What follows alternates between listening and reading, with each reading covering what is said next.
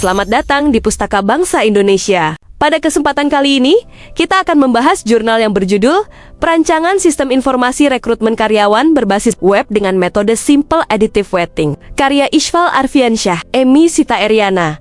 Sumber daya manusia Sundeme, daya manusia memiliki peran strategis dalam menentukan keberhasilan organisasi. Sehingga pengelolaan yang efektif menjadi hal yang sangat penting, khususnya dalam proses rekrutmen. Rekrutmen yang baik tidak hanya bertujuan untuk mengisi posisi yang kosong, tetapi juga memastikan bahwa kandidat yang terpilih memiliki kompetensi yang sesuai dengan kebutuhan perusahaan. Namun, masih banyak perusahaan yang menggunakan metode rekrutmen manual yang cenderung memakan waktu lama, sulit dalam pengelolaan data, serta berpotensi menimbulkan subjektivitas dalam penilaian. Kondisi ini dapat menghambat efektivitas proses seleksi, serta berisiko menghasilkan keputusan yang kurang tepat.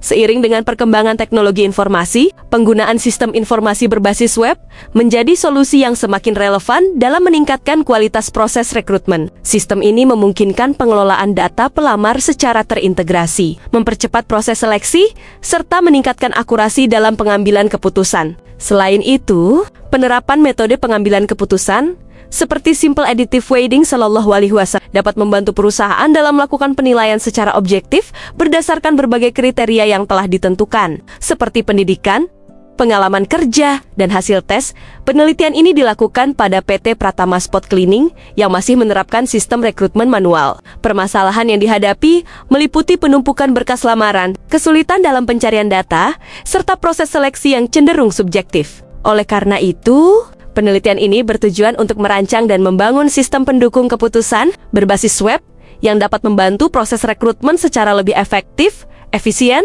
dan objektif dengan menggunakan metode SAW sebagai dasar perhitungan dalam menentukan kandidat terbaik. Metode penelitian yang digunakan meliputi tahap analisis kebutuhan, perancangan sistem, serta implementasi.